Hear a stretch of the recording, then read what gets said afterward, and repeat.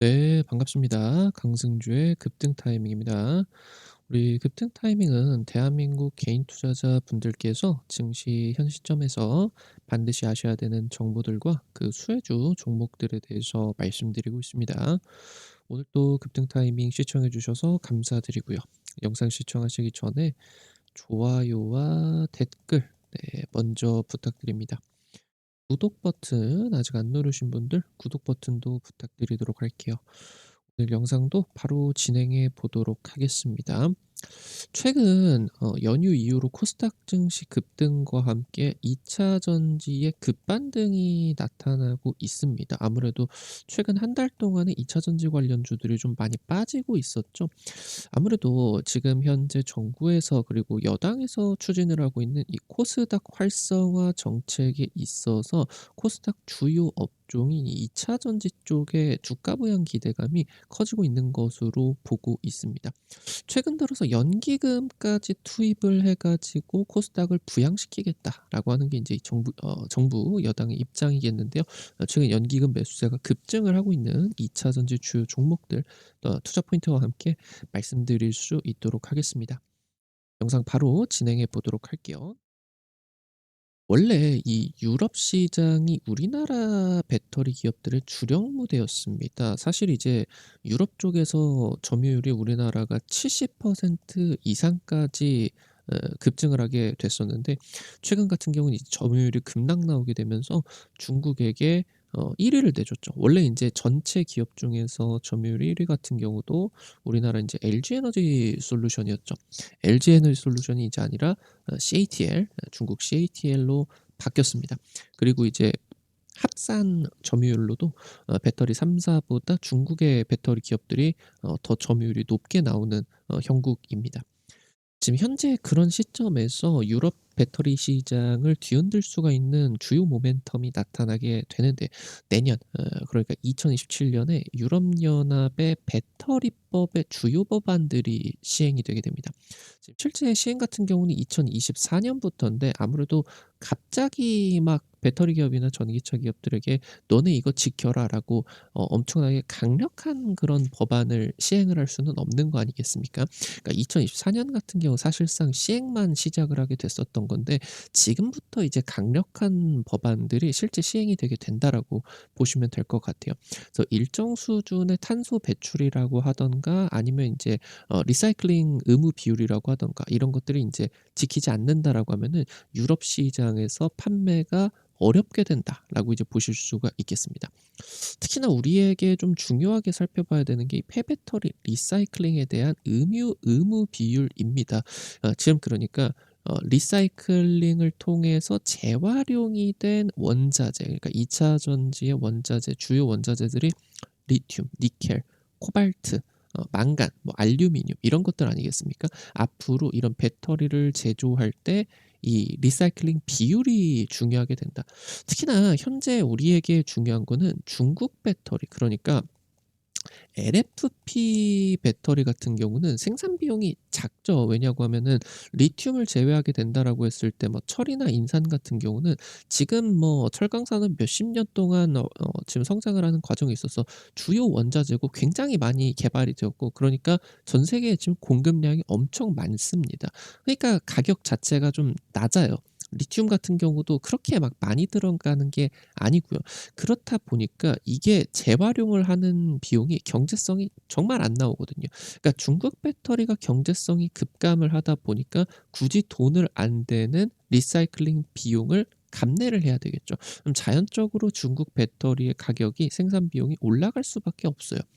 지금 배터리 리사이클링 시장 600조 기대함. 당장 한 3년 전에 4년 전에 같은 경우도 투자자분들께서 굉장히 많이 좀 이 성장에 대한 기대감들이 높아졌을 텐데 최근 한 3년 정도 동안에 이어지는 배터리, 전기차 지금 캐즘 때문에 이 배터리 전반적인 시장 성장에 대한 기대감이 좀 저조하게 내려갔었죠.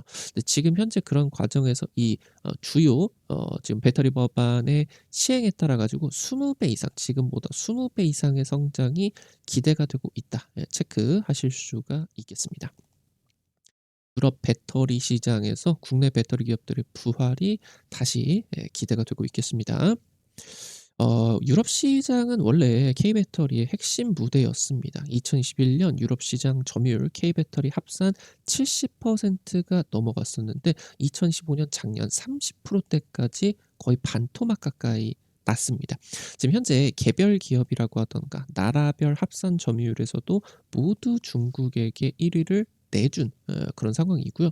지금 특히나 중국의 전기차 업체들 뭐 샤오펑이나 비아디 같은 이런 중국 전기차 업체들이 전기차를 인제 배에다가 실어 가지고 유럽 현지에다가 수출을 하기 시작했어요. 한 2천만 원짜리 3천만 원 전기차들이 유럽으로 쏟아지고 있는 거예요.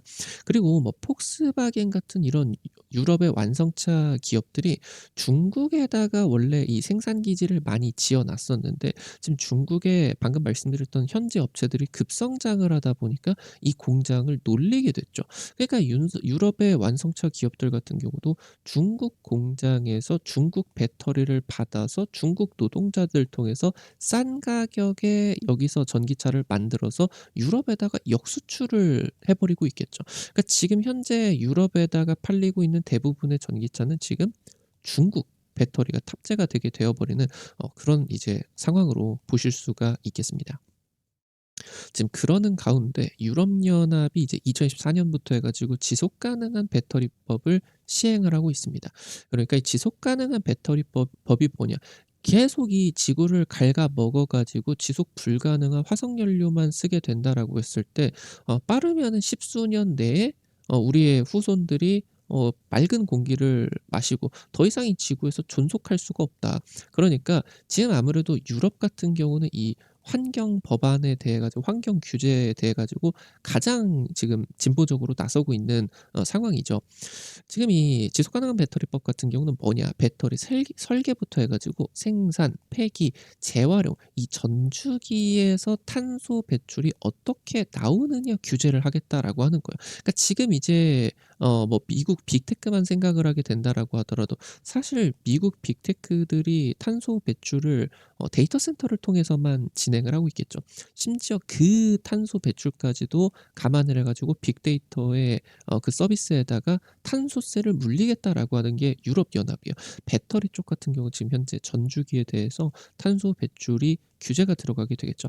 지금 그러면서 이제 작년부터 해 가지고 탄소 발자국 제한이 들어가게 되고요. 내년부터 드디어 이 배터리 여권이 시행이 되게 됩니다. 이 배터리 여권 같은 경우는 배터리의 원재료 성분, 탄소 배출량 그리고 이 원재료가 어디서 왔는지 출신 국가 이런 것들이 전부 다 표기가 되게 됩니다. 그래서 이 부분에 따라서 기준에 부합하지 않는 배터리 같은 경우는 EU 시장에서 퇴출을 한다. 특히나 여기서 지금 중요하게 살펴봐야 되는 부분 같은 경우는 일정 부분이 유럽 현지에서 만들지 않는다라고 하면은 판매 자체를 안 시켜 버리겠다라고 하는 거예요. 중국 배터리가 싼 이유가 뭡니까? 중국에서 그냥 대량으로 석탄 때려 부어 가지고 그리고 값싼 노동력을 통해 가지고 그리고 근처에 그 구축이 되어 있는 배터리 공급 그것도 완전 뭐 싼 가격으로 탄소 엄청나게 배출을 하게 되면서 만들고 있는 거 아니겠습니까? 근데 이거를 인제 유럽에서 일정 부분 그 생산 시설을 구축을 반드시 인제 해야 되는 상황들이 중국 배터리 기업들에게 닥치고 있는 그런 이제 상황으로 보실 수가 있겠습니다.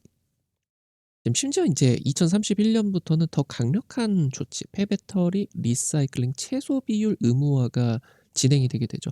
지금 이제 2031 년부터는 리튬 6%, 코발트 16%, 니켈 6%, 납 85%. 그러니까 전체 배터리에 들어가는 리튬이 뭐 100 이다라고 하면은 이 중에 6% 같은 경우는 반드시 재활용을 통해 가지고 만든 그런 이제 원자재여야 된다라고 하는 거겠습니다. 이게 인제 그 5년 뒤부터 더 강화가 되게 되는데 2036 년부터 코발트, 뭐 리튬, 니켈 재활용 음의 의무 비율이 2배 이상으로 상향 조정이 되게 됩니다. 코발트 같은 경우도 인제 30% 이상 재활용된 코발트를 써야 되는 거죠. 지금 현재 폐배터리의 수급이죠. 그러니까 전기차를 판매를 해야 되게 된다라고 했을 때 그 배터리를 반드시 50% 리튬은 50% 코발트나 니켈 같은 경우는 지금부터 반드시 90%를 수거를 해야 돼요. 재활용은 다른 문제고 이 배터리를 수거를 하는 것도 반드시 진행을 해야 됩니다. 이 조치가 상당히 세게 나타나게 되겠죠. 그래서 지금 그러면서 2031 년까지 80에서 90% 까지 앞으로 이제 리튬, 코발트, 니켈은 만들어서 유럽 땅에서 전기차로 사용이 되게 됐다라고 하면은 80% 95%는 반드시 수거를 해야 됩니다. 이거에 따라서 이 수거를 통해서 리사이클링을 해서 다시 배터리로 쓰는 그런 부분들 같은 경우는 이 부분이 이제 별개로, 그러니까 수거를 해 가지고 재사용을 할 수도 있으니까 뭐 10년 썼는데 키로수가 좀 적다라고 하면은 상태가 괜찮겠죠. 수명이 좋은 뭐 60-70% 남아 있는 그런 배터리 같은 경우는 ESS로 활용을 할 수도 있게 되는 거고, 수거가 인제 의무 비중으로 적용이 되게 된다. 이렇게 인제 보실 수가 있습니다. 지금 실제 중국 배터리의 LFP 배터리죠. LFP 배터리. 이 LFP 배터리 같은 경우는 여기 그대로 따 있습니다. 리튬, 철, 인산. 그러니까 리튬, 철, 인산으로 이루어진 LFP 배터리 같은 경우는 철이나 인산은 거의 뭐 재활용을 하는 게 마이너스인 상황이에요. 그러니까 이쪽 원자재 재활용 가치 같은 경우는 굉장히 낮습니다. 그리고 LFP 배터리 같은 경우는 지금 이제 삼원계 배터리 대비해 가지고 좀 이 이온 전도율이 낮다 보니까 리튬을 2배 이상 더 써야 돼요. 그럼에도 불구하고 전체 배터리 비중으로 놓고 보게 된다라고 했을 때 리튬 함량이 5% 밖에 안 들어가거든요. 그러니까 지금 실제로 리튬 같은 경우도 재활용에 대한 경제성은 굉장히 낮습니다. 그리고 여기서 인제 이거를 결국에 리사이클링을 한다라고 하더라도 이거를 중국에서 하면은 또 유럽 땅에서 그 의무 비율이 적용이 되지를 않아요. 그러니까 실제로 지금 이 중국 배터리 같은 경우는 재활용을 하는 게 아니라 그냥 버리고 새로 만드는 게 더 쌀 정도로 리사이클링에 따른 이런 재활용 가치가 너무 지금 떨어지게 된다. 이 부분이 지금 중국 배터리의 유럽 시장의 초기 성장 같은 경우는 뭐 굉장히 빠르게 올라오게 됐었지만 향후 이제 미래 성장 같은 경우 우리나라 배터리 기업들이 훨씬 더 유리해질 것으로 기대가 되게 된다라고 하는 거죠. 지금 삼원계 배터리에 쓰이게 되는 코발트 없어서 못 팔 정도로 너무 비싼 광물이겠죠. 여기에 들어가게 되는 이제 코발트, 니켈 같은 경우도 굉장히 비싸죠. 그리고 이제 이 리튬 같은 경우도 지금 이제, 그러니까 삼원계에 들어가는 모든 원자재 같은 경우는 재활용 경제성이 굉장히 뛰어난 지금 이제 금속들로 이루어졌다. 근데 그에 대비해서 중국 배터리 같은 경우는 그렇지 않다. 이제 이렇게 보실 수가 있겠습니다. 지금 현재 아무래도 배터리 3사 같은 경우는요. 전기차 캐즘 같은 경우도 있었고 유럽 내에서 아무래도 저가형 배터리가 확산이 되다 보니까, 그러니까 지금 국내 배터리 기업들이 현지 시설 같은 경우도 풀캐파를 돌리지 못하고 있는 상황에서 유럽 내에다가 추가 투자를 진행할 수가 없는 상황이어서 실제로 지금 한 2-3년 정도 동안 주요 기업들이 유럽 시장에서 적자를 보고 있었던 상황이기 때문인데요. 그니까 지금 현재 유럽 투자가 배터리 3 사의 수십 년째, 수년째 지금 현재 배터리 투자가 유럽 땅에서는 중단이 되어 버린 그런 상태로 보실 수가 있어요. 근데 아무리 중단이 되게 된다라고 하더라도 내년부터 해 가지고 유럽 연합 이 배터리법의 핵심 조항들이 본격 시행을 하고 있는 상황에 있어서 배터리 리사이클링 투자는 반드시 필수적인 상황입니다. 특히나 수거 시설 같은 경우는 확보하지 못하게 된다. 그러니까 의무 비율 적용 같은 경우는 2031 년이라고 하더라도 이 배터리 수거 시설을 확보하지 못하게 된다라고 하면은 유럽에서 사업을 못하는 그런 상황이에요. 그래서 지금 현재 배터리 3 사가 적자임에도 불구하고 유럽 시장에 있어서의 투자를 확대할 수밖에 없는 그런 상황이죠.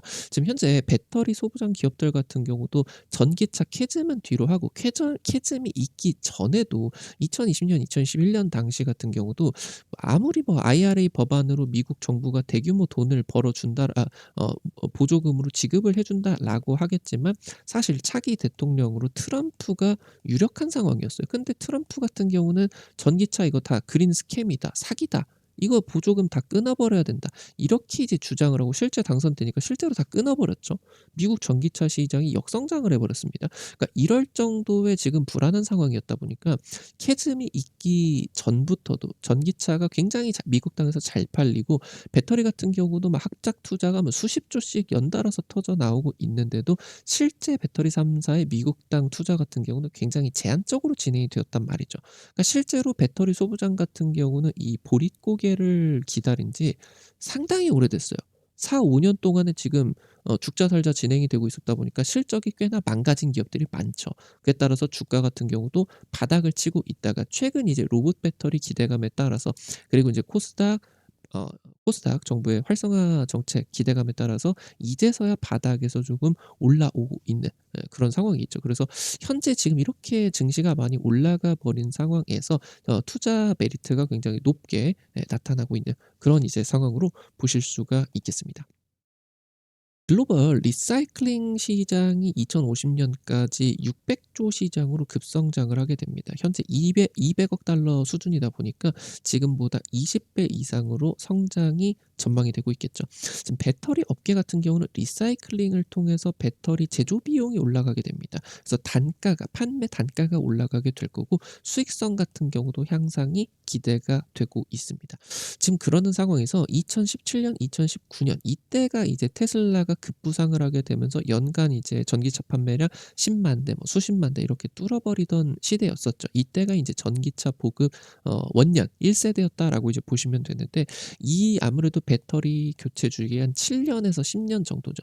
지금부터 해 가지고 작년부터죠. 작년부터 본격적으로 이 리사이클링 대상 배터리가 진행이 되는 교체 주기가 나타나게 되면서 관련된 시장이 이제 규모의 경제로 들어가는 중요한 지금 이제 앞에 와 있다. 이렇게 보실 수가 있겠습니다. 오늘 관련된 투자 포인트들 체크해 드리게 되면서 관련된 주요 종목 같은 경우도 말씀드릴 수 있도록 할게요. 네, 첫 번째로 성일 하이텍입니다. 배터리 리사이클링 전문 기업입니다. 그러면서 지금 배터리 수거부터 해 가지고 재활용 이런 부분들까지 전주기에 있어서 순환 체계를 구축하는 데 성공을 했습니다.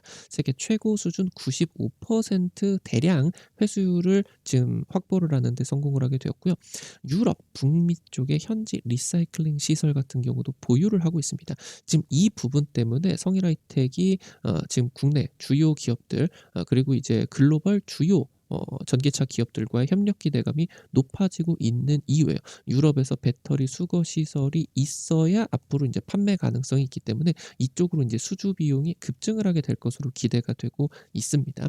지금 연말부터 연기금이 100억 가량 순매수를 하고 있고요. 저점이기도 한데 얘가 인제 코스닥 150 지수에 포함이 되어 있겠죠. 현재 인제 정부, 여당 그러면서 이 정책에 코스닥 활성화 정책에 발맞추기 위해서 기관, 연기금들 코스닥 쪽으로 쏟아지고 있는데 걔네들이 아무래도 메이저인데 500억, 1,000억짜리는 살 수 없지 않겠습니까 시가총액. 그러니까 코스닥 150에 포함이 되어 있는 비교적으로 시가총액이 큰 기업에 대해 가지고 대규모 순매수가 이어가고 있기 때문에 이 부분에 따라 주가가 부각이 되고 있다라고 하는 점 체크를 하실 수가 있겠습니다.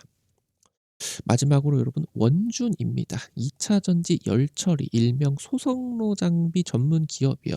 화학 이제 원자재를 집어넣고 이거를 굽고 해 가지고 실제 인제 양극재라고 하던가 전구체 이런 거를 만드는 기업입니다. 현재 인제 음극재 쪽 실리콘 음극재라고 하던가 전고체 배터리용 차세대 배터리 기술력을 인제 열처리 장비 개발을 해 가지고 축적을 하고 있겠고요. 지금 현재 폐배터리 리사이클링 장비까지 개발을 하게 되면서 해당 부분이 아무래도 이 폐배터리 리사이클링을 통해 가지고 열 처리를 잘하고 여기서 회수율을 대량으로 극대화를 하는 게 핵심이기 때문에 이 열 처리 기술이 가장 중요해질 것으로 기대가 되고 있어요. 그래서 지금 이제 리사이클링의 대량 양산에 있어서 이 열 처리 기술 핵심 기술로 부각이 되고 있고요. 상장 이후 5년 만에 최저점인 구간이다. 이 부분까지 체크하실 수가 있겠습니다. 오늘 관련된 투자 포인트들과 함께 종목들까지 체크를 해 봤습니다. 우리 급등 타이밍 오늘 또 시청해 주셔서 감사드립니다. 여러분들 실전 투자에 직접적으로 도움이 될 수가 있는 주요 정보들 드리기 위해서 노력하고 있는데, 아무래도 당일 급등이라고 하던가 상한가 그 이상 기대가 되는 종목들 같은 경우는 유튜브 통해 가지고 제시해 드리는 게 좀 어렵죠. 그래서 그런 정보들을 여러분들에게 실시간으로 제시해 드리기 위해서 100% 무료 단타방을 통해 가지고 정보를 공유해 드리고 있습니다. 당장 이제 최근에 찍어 드렸었던 한원 시스템 한 일 주일 정도 만에 상한가 급등 도전을 하게 되었죠. 이런 식으로 당일 급등이나 상한가 기대되는 단타 종목들 올려 드리고 있습니다.